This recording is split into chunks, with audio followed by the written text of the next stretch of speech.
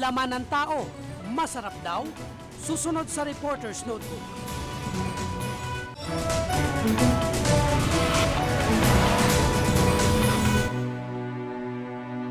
Cannibalism, pagkain ng tao ng karne ng kapwa-tao. Karumal-dumal na gawain na ilang beses na rin naiulat na naganap sa ating bansa.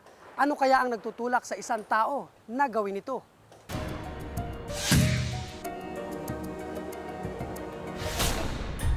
July 17 nang mawala ang 27 anyos sa si Benji Ganay Tubong Aramaywan, Nara, Palawan. Kwento ng kanyang inang si Aling Damalia, nagpaalam daw si Benji na dadalo sa isang party. Bisperas kasi ng kasal ng kanyang pinsang babae, pero hindi na umuwi si Benji. Ay sabi ng tatay, wala daw, hindi siya umuwi. Hindi na siya nagpakita. Hindi pa kita. Tapos, Ay sabi ko, saan siya? Sabi daw doon, pumunta doon sa Sayawan. Doon sa lubang, mga Muslim. Hintay na kami, hintay. Walang nag-awi. kung saan-saan sila nagtanong, kung saan-saan sila nakarating. Matapos ang isang linggong paghahanap, hindi nagpakita si Benji. Si Junie Buyot ang naging susi para makita si Benji. Ipinagbigay alam niya sa otoridad ang umano'y ginawa nila sa binata. Magkasama raw sila sa sayawan noong gabi ng July 16. Sa sobrang kalasingan, nadapa raw ito at napaakbay umano sa pinsang babae na ikakasal. Yun na nga ang sinabi ko sa kanya. Sabi ko, dahan-dahan ka lang magsayaw, hindi mo graskal. Kung nakainom ka, tama lang. Huwag mo naman sabihin na porke mga pinsan mo rin yan, ganyan ang pangsayaw mo. Sabi niya sa akin, okay lang yan, Jun. Nagalit daw ang ama ng babae na nakilalang si Eladio Baule Chuhin ng biktima. Matapos ang sayawan, niyaya umano ni Eladio si Benji para bumili ng alak na maiinom nila. Sumama pa ang anak nito na si Dongdong at isa pang kamag-anak na si Sabtuari Piki. Banda mga alas 2, ay nakaon ko si Benji, wala na. At yun ang kinuhan sa akin, bigla na lang akong dinampot nito at pinasakay sa tricycle. Sabi ko, saan tayo? Sabi niya, magsama ka. Saan? Basta magsama ka, magbili tayo ng gin. Pagdating doon, nakita ko si Benji doon sa tricycle, nakasakay na. Pero imbes na bumili ng alak, sa masukal na lugar na ito dinala si Benji. Sinipa si Benji doon, sumabit yung buhok. Buhay pa siya noon. Buhay pa. Pagkakuan doon, nakapasok na siya sa may gate. At doon siya hinawakan ng anak nila Joe at sinaksak. Sinaksak? Ilang beses siya sinaksak? Bali, 2 beses lang saksakin. Namatay na ba siya agad noon? Namatay. Agad? Dito ang tama kasi. Matapos nulay pumunta rito ang mga suspect at humingi ng kalahating litro ng gas sa 2 batang lalaki na natutulog noong mga oras na yon dito sa bahay na ito. Matapos nulay umalis na ang mga suspect, dala ang binigay na gas sa kanila. Yung 2 kabataang lalaki na natutulog dito noong mga oras na yon ay gagawing state witness ng pulisya. 200 metro ang layo mula sa bahay na ito, ibinaba ang mga labi ni Benji. Nilagyan ng dahon ng saging, pinuhusan ng gaas at saka sinunog. Sa sobrang kalasingan, sinimulan ng papakin ng mga suspect ang biktima. Tinanggal yung dila at pati tainga, kinain nila. Kinain yung tenga at saka Opo. dila.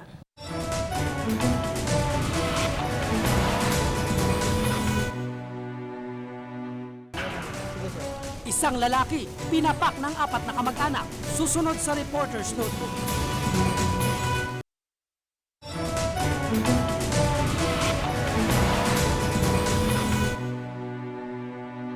Dati bahagi raw ito ng kultura o ritual ng isang grupo ng tao. Pero sa makabagong panahon ngayon, nakakagulat na may mga ganito pa ring mga kaso.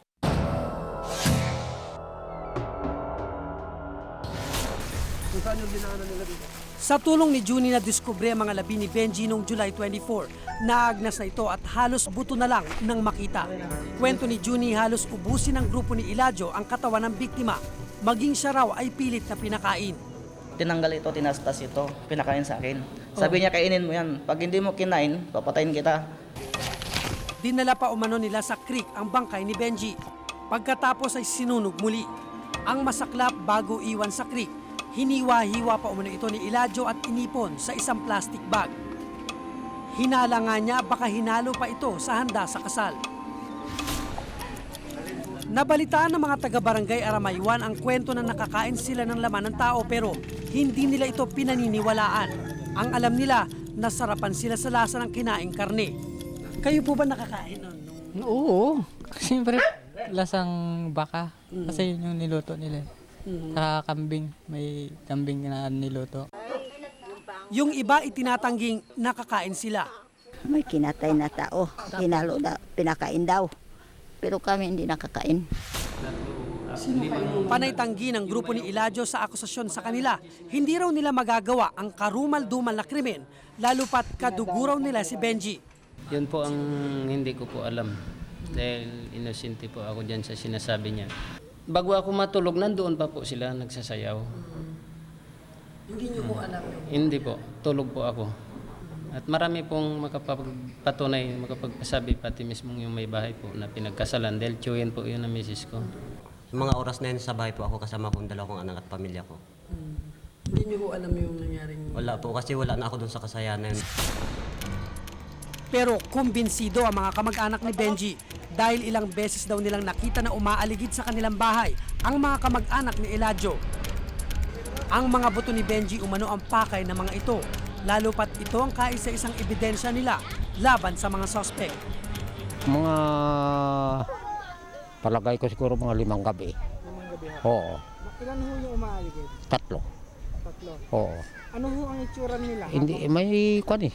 Nakabunet sir, nakabunet? Oo. Tapos may bag. Tapos may nabalot pa sa tuwalya. Mga munikaba. Wala man, pinatay namin ang ilaw. Para wala makita silang taon. Maring inispire nila yung bangkay kung nandito pa bago kukunin. Kung halimbawa makuha man nila para walang ebidensya yung biktima. Ayon sa Palawan Police, ito ang kauna-unahang kaso ng cannibalism na naitala nila. Hindi ito ang kauna-unahang napaulat na kaso ng cannibalism. Noong 2000 sa Iloilo, kinain umano ni Gary Garces ang katawan ni Edward de la Cruz na kanyang kaibigan. Nakakulong na ang suspect at sinampahan ng kasong murder. Unang naging balang bansa sa cannibalism nang mahayag ang kaso ni Norberto Manero, leader ng kultong Tadtad. Taong 1985, pinatay raw niya ang katolikong Italianong pari na si Tullio Favalli. Kinuha ang utak ng pari, niluto sa kakinain. Ayon sa mga eksperto, uso ang cannibalism noong unang panahon bilang bahagi ng ritual sa pagsamba o kaya ay sa digmaan. Yung act, yung paggawa ng yung cannibalism mismo is kung sa English yung ultimate conquest kasi yung pagsakop mo sa isang tao, pag kinain mo kasi, ano yan eh, parang talong-talo na siya, no? Wiped out na yung tao. No? Sa ngayon, desidido ang mga kamag-anak ni Benji na ihabla ang pumatay at kumain sa binata. Pero murder lang ang maaari nilang isampang kaso. Sa Pilipinas kasi, walang kasong direktang nagpaparusa sa cannibalism o pagkain ng laman ng tao. Ako si Cesar Apolinario at ito ang nakatala sa Reporter's Notebook.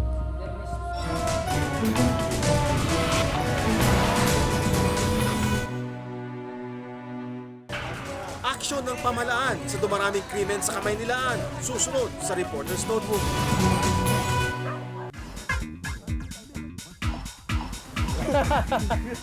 Ganda ng legs. Sexy.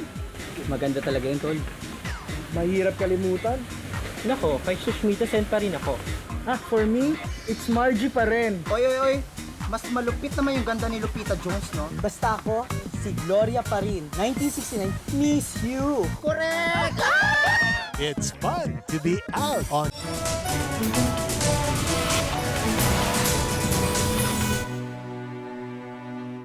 Sentro ng kalakal ang Kalakhang, Maynila, kabisera ng ating bansa. Pero batay sa pinakuling ulat ng pulisya, numero 1 rin ito sa krimen. Bakit ganito katalamak ang krimen dito?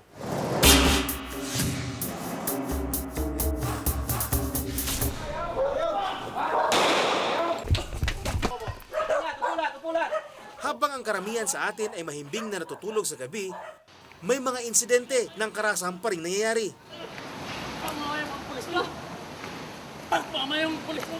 Akala ko hindi na sila matatapos. Ang dahilan ng kanilang away, nagkagit-gitan lang sa pagbaba ng sinakyang jeep. Sa dilim rin ng gabi, karaniwang lumalabas ng kani-kanilang mga lungga ng mga kriminal. Nakatanggap kami ng impormasyon sa Homicide Division ng WPD. May binaril daw na isang lalaki sa Santa Cruz, Maynila. Alamin namin ang totoong pangyayari.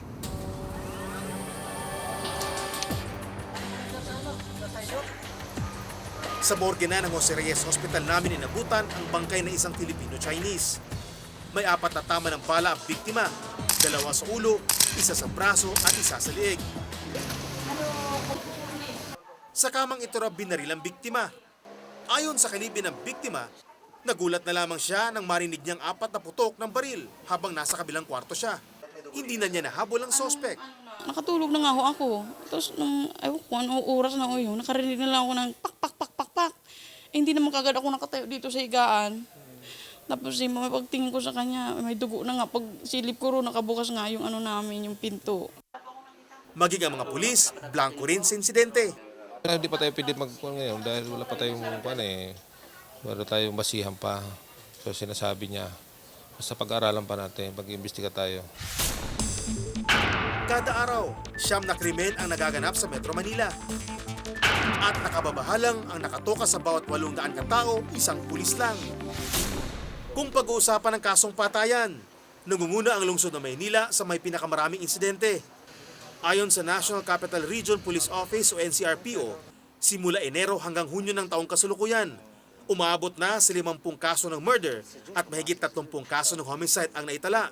Mostly dito sa mga underprivileged area or what we say the depressed area na nandun yung mga street crimes na nangyayari. At let's say sa isang neighborhood, mayroong mga nagiinuman sa kalye and one thing leads to another. Pag nagiinuman na, nag-aaway, and then nagsasaksakan o kaya nagbabarilan. Pagdating naman sa Nakawan, ang Quezon City naman ang una sa listahan. Katunayan, sa Police Station 7 ng Cubao, karamihan sa mga bilanggo pag nanakaw ang kaso. Dito namin nakilala si Raymond, suspect sa kasong carnapping at robbery snatching. Isa siyang polio victim, pero nakuha pa niyang magnakaw ng tricycle. Sangkutin siya sa pag-snatch ng kwintas. Una-una, gusto ko lang magawin din ng sariling tricycle. Kaya bala ko lang dyan, ibibenta ko, bibili ako ng motor ko. Kaya yun ang sariling motor din. Ang baluktot ng katwiran, hirap siyang maghanap ng trabaho. Kaya naman ng trabaho, tsaka una-una, hindi na ako makakapagtrabaho, marami na ako sa kanya, marke. Ito yung... Inabutan namin si Central Police District Director Oscar Mariñas sa Baler Police Station na pinipresenta sa media ang nahuling sospek sa isang kaso ng Nakawan. Hinablot umano ng sospek ang mahigit 200,000 piso na pangdeposito ng biktima sa bangko. Ayon kay Mariñas, maraming kaso ng Nakawan sa Quezon City. Dahil sa buong Metro Manila, ito ang may pinakamalaking populasyon. In Quezon City, we have the biggest population as far as the illegal settlers are concerned. Karamihan sa nangyayaring krimen ng tungkol sa crimes against properties ay doon sa mga matataong lugar at saka malapit sa mga Islam areas. Sa isang kalye raw sa Cubao, talamak ang cellphone snatching. Madali raw kasing ibenta ito kaysa sa mga alahas. Ang mga krimeng ito ay pinakamadalas sa pagitan ng alas 4 ng hapon hanggang alas 12 ng hating gabi, lalo na sa matataong lugar. The best is to place people there, our people there. Kasi mas maganda yung deterrence na yan eh. Mas magandang wala ng makumit na crime doon kaysa yung makumit yung isang crime at hulihin mo yung tao. Kahit isang taon ang nakararaan, di pa rin makalimutan ang 27 taong gulang na si Belen ang pagkakagahasa sa kanya ng sarili niyang kapatid. At dito pa sa sarili niyang bahay mismo sa Camarin, Caloocan City, naganap ang krimen. Dahil takot pa rin siya magsalita tungkol dito, ang mister na lang niya ang nagpaliwanag. Gusto ko rin talaga magbigyan ng katarungan talaga yung misis ko. Kasi mahirap yung ginawa rito, binaboy. Nahirap dyan sa mga kapatid niya mismo. Noong nakarang taon, sa barangay pa lang nila Alfonso, marami ng kaso ng panggagahasa ang naitala. Sa pulpo nung Enero nung last year, nakalabindalawa na po kaming kaso ng rape. Doon po lamang sa record po yon. Ayon kay Police Senior Superintendent Leo Gara, hirap silang pababain ang bilang ng kaso ng rape at saksakan sa kanilang lugar. Ang presence ng depressed areas, especially bagong silang at saka yung dagat-dagatan, dyan ang prevalent yung physical injuries. Kasi unang-una, hindi napapasok yan ng mga mobile patrols natin, maliliit yung mga kalsada. Nagiinuman sa kalsada, mamaya mag-aaway. Pero iba ang pananaw ni Dante Jimenez ng Volunteers Against Crime and Corruption o VACC.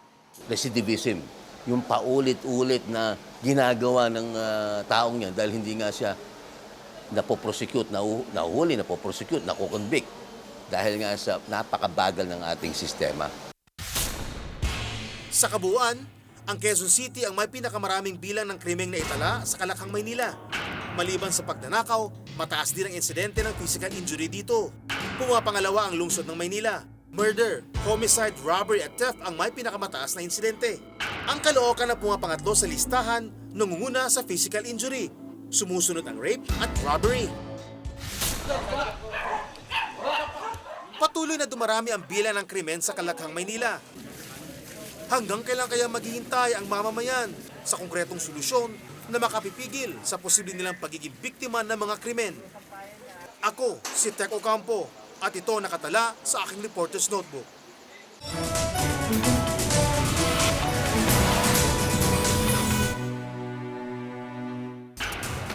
Panukalang pagpigil sa panggigigil. Magiging epektibo ba? Tunghayan ang mga detalye sa aking reporter's notebook.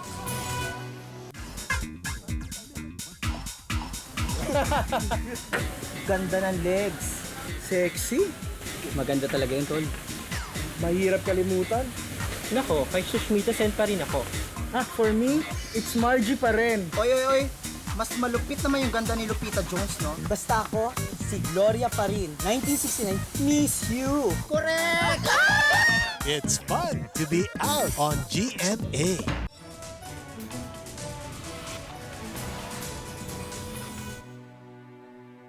Likas daw na romantiko at mainit sa kama ang mga Pinoy. Sa laki ng populasyon at liit ng kita, may panukalang limitahan sa 2 ang anak ng bawat pamilya.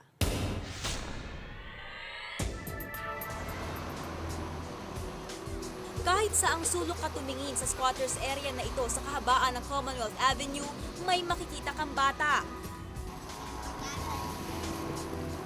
Dito ko nakilala si Aling Leonora Dulay, isang scavenger o basurera. Hindi namin dinatnan ang mister niyang construction worker ng araw na iyon. Siyam ang kanilang supling. Jing, halika rito, Jing. Pagpasok ko sa kanilang maliit na barong-barong, hindi ko naiwasang isipin kung paano silang nagkakasyang lahat. Gaya ng halos 30 milyong Pilipinong may hirap, ang buhay ni na Aling Leonora, isang kahig, isang tuka. Nay, bakit po umabot ng siyam yung anak po ninyo?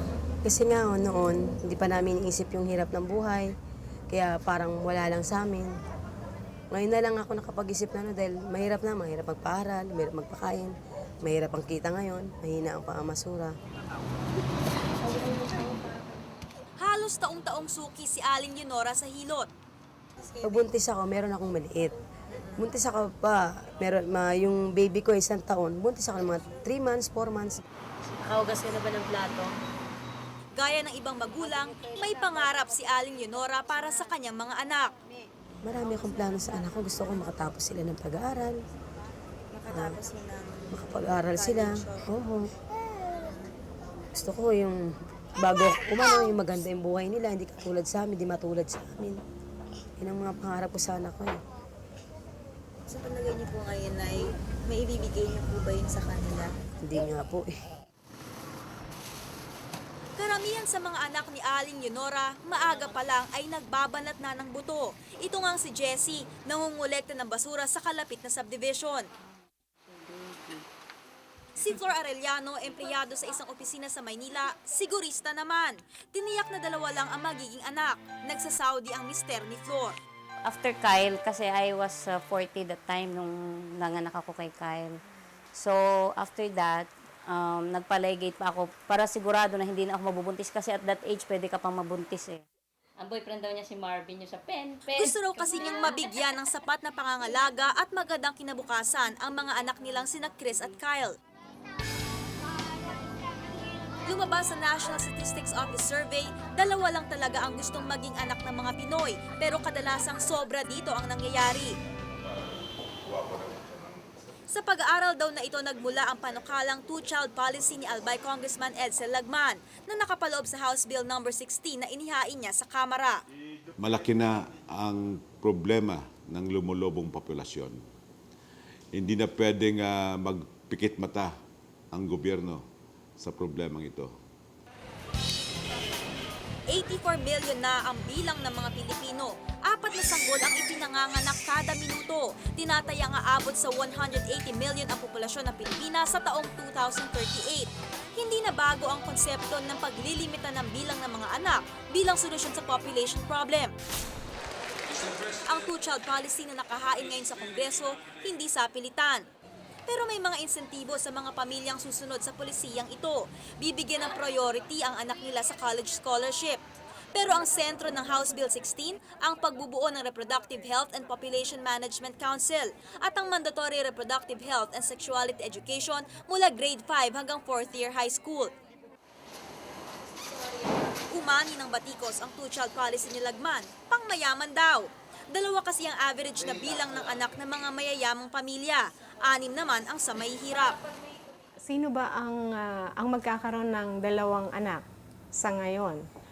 Kalimitan, yung merong, yung mga nakakaangat sa buhay, at saka yung may mga pinag-aralan. So, ibig sabihin, anak ng mga nakakaangat, yung mabibigyan ng tertiary level scholarship. Ang ekonomistang si Roberto De Vera naniniwala na kapag ipinatupad ang two-child policy, darating ang panahon na matatanda na lang ang matitira sa populasyon ng mga Pilipino. It's below the replacement rate. No? And then you add to that, they will not stay at 2 children. Some will have 1, some will have none. And when you add that all up, it will be below replacement rate. Sa laki ng populasyon ng Pilipinas, hindi lang two-child policy ang naiisip na solusyon sa problema. Parang kabuting nagsulputan ang iba pang ideya para maresolba ito. Nariyan din ang 5-year birth moratorium ni Congressman Ace Barbers. Mungkahi niya, i-discourage ang pagkakaroon ng anak ng may hirap sa susunod na 5 taon. Sumulpot din ang one-woman policy ni Congressman Ernesto Bansay Nieva. At ang Rojas Aquino method, i-delay muna raw ang pag-aasawa at pag-aanak na tulad ng ipinatutupad sa China. Lumalampas na ang gobyerno, ang Estado, sa kanyang papel. No? At ito ay encroachment na doon sa privacy ng bawat isa at napaka-repressive and coercive ng ganitong klaseng mga suggestions. Muling inihain ngayong 13th Congress ang Reproductive Healthcare Bill. Tulad ng House Bill No. 16 ni Lagman, nakapaloob dito ang panukalang gawing accessible sa lahat ang impormasyon at method sa reproductive healthcare at family planning, kabilang na ang paggamit ng contraceptives. Bakit ma'am hindi maipasa-pasa ng Kongreso? Well, hindi maipasa kasi nandyan ang simbahan na ayaw ng ibang forms of contraceptives. 8. Panahon ni dating Pangulong Marcos, unang kinilala ng pamahalaan ang problema sa populasyon. Dekada 70, binuo ang Commission on Population na siya nagpapatupad ng population programs kabilang na ang family planning. Naging epektibo ang programa. Bumaba mula 5 hanggang hindi hihigit sa 4 ang fertility rate o bilang ng mga anak ng mga Pinoy. Pero hindi naging agresibo ang population programs ng mga sumunod na administrasyon. Ayon sa Philippine Legislators Committee on Population and Development, matindi kasi ang pressure mula sa simbahan. Ayaw siguro ng presidente, ng ating presidente, na ang tawag nito, ma-isolate siya mula sa Catholic sector. Kung kaya medyo banayad yung kanyang paningin. Pag sinabi kasing population management, kasama na dito ang opsyong gumamit ng contraceptive sa birth control. Hanggang ngayon, hindi prioridad ng pamahalaan ng population programs. Ipinapaubaya lang sa local government ang mga ito. Ang resulta, dumarami ang pamilyang nahihirapan sa buhay nang dahil sa dami ng anak. Gaya ni Jerry, isang garbage collector. Siyam ang kanyang anak. Nagulat na nga lang ako nung malaman kong marami na eh. Nabigla na lang ako eh. Talaga ho? Oo, yun talaga totoo. Nabigla kayo? Nung mga ilan na nung nabigla Siguro kayo? mga 5 na. 5? Sabi ko marami na pa. Kasi dati, nagkakasya kami sa bahay eh. Oo. Ngayon, nung tumatagal, bakit sumisikip na? Yung pala, parami na ng parami.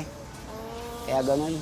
Eh, nabigla kayo ng 5, ba't nadagdagan pa ng 4? Alam mo naman, medyo na wala, nasa ulit talaga ang pagsisisi. Mahabang debate pa ang daraanan ng panukalang two-child policy sa Kongreso. Panahon na lang ang makakapagsabi kung maisa sa batas ito o hindi. Ngunit maging batas man, nasa atin pa rin ang pagpapasya. Ilang anak nga ba talaga ang kaya nating bigyan ng magandang bukas? Ako si Lee Alves at ito ang nakatala sa aking Reporter's Notebook. Kung may nais kayong ipasiyasat na isyo o balita, maaari kayong makipag-ugnayan sa amin sa 928-4239. Maaari rin kayong mag-email sa amin sa reportersnotebook@gmanetwork.com. Para sa malalimang pagtingin sa mga isyo at balita, samahan po kaming muli sa susunod na Martes.